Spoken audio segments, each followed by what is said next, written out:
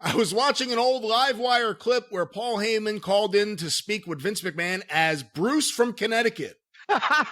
Was this a rib on Bruce Pritchard? And what was the relationship between the WWF and ECW like in October of 1996 when this episode aired?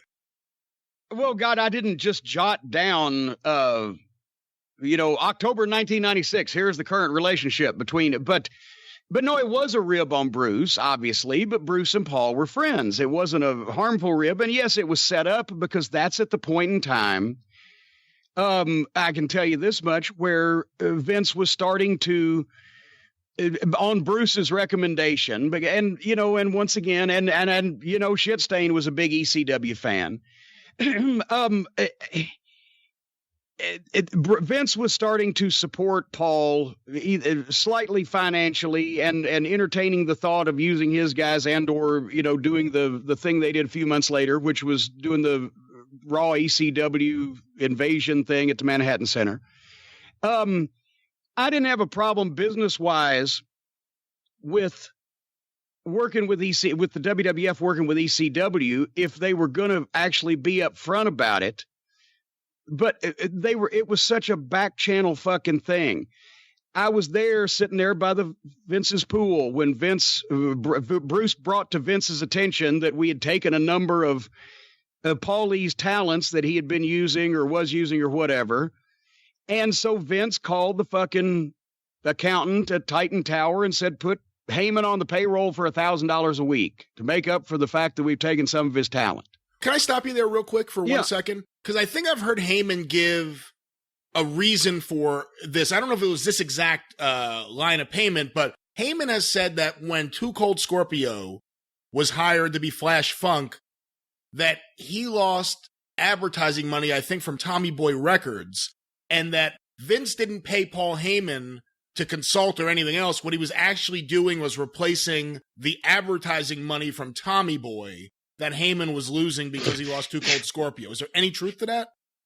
Or Bruce was telling Vince, we've taken some of his guys here and he's fucking, he's trying and whatever, and made Vince feel bad. And Vince said, put Heyman on a payroll for $1,000 because we took a bunch of his guys. That could have been a simpler reason for it. Okay, fine, because I'd have liked it if he'd have done the same thing for me in Smoky Mountain. I wasn't arguing that principle, but at the same time, Paul was knocking the WWF on television and telling his boys that they were the evil ones and they didn't have anything to do. He's taking Vince's check while telling not just the fans in a working environment, but telling his boys, no, they're the evil empire and we don't have anything to do with them. No, he was taking money. He was taking money to compensate him for in Vince's mind, for lost business from the talent we took. It's a thing that promoters used to fucking do with each other sometimes. And, but at the same time, here was Paul knocking the company when we were in a war with WCW. To me, if we were going to work with somebody, it should be an alliance in a positive fashion, such as with, I didn't take Vince's money in OVW and tell the fans they sucked. I told the boys sometimes they sucked because they were screwing up all their gimmicks. And we made a big deal out of the relationship in Smoky Mountain Wrestling. So it was just Paul's, as usual, some kabuki-ish, cloak and dagger bullshit. And I'm like, what the fuck? Anyway, but that was that. I didn't hear anything about Tommy Boy Records. I don't know Tommy or his boy. Were you under the impression that Vince knew Heyman well at all? I mean, obviously he was there as a kid, as a photographer, and he did the magazines, and then he became a manager. There have been different rumors throughout the years that he had talked to the WWF one of the many times that he got into a fight with WCW and was sent home. Did you get the impression that Vince knew Paul well? No, they had talked, I'm sure, a couple times on the phone. I don't swear that, they had more than passing conversations in person at that point. I know that there was a story they used to tell that Paul came up to do a tryout as an announcer or an announcer, interviewer, some on-air talent. And because he had the ponytail, they were doing something because they used to stand guys up especially the announcers, they would do this. It was one of their exercises, like this was goddamn, high school drama class or a fucking improv theater, where they would say, here's a can of beans. Sell me these beans. And you'd have to cut a promo selling beans. And it's just stupid. But they had Paul do some bullshit where he was fucking holding his ponytail up and go, woo, woo. I don't fucking know. Wait, hold on, because he didn't have his ponytail until much later in the 90s, so this isn't even during a WCW sabbatical. This would have been later on? I just remember something about they were making Paulie go woo-woo with his ponytail. I don't fucking know. Wait, what do you mean? He was swirling around his ponytail going woo-woo? I would say Bruce would tell a story, but if he can't remember it, he can make one up.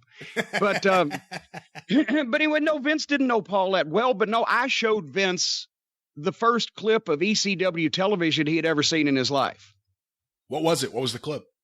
Because once again, here Paulie's putting the mouth, as Dennis would say, putting the mouth on Vince constantly, not only in public, but also to his boys, while Vince is sending him a fucking check. And Russo at that point starts trying to get, we ought to have more to do with ECW, blah, blah, blah. So remember, they had a fucking match between Bill Alfonso and Beulah, where Alfonso got busted open and was bleeding some kind of way and was drenched in blood, like Terry type bucket of blood. And I taped that on VHS, and I said, here, let me show you some ECW. Pop that tape in. Boom. I said, do we want to work with this if you're so fucking concerned about the cleanliness of your image on television? He was like, oh. But that's the first time he'd ever seen. He didn't watch wrestling.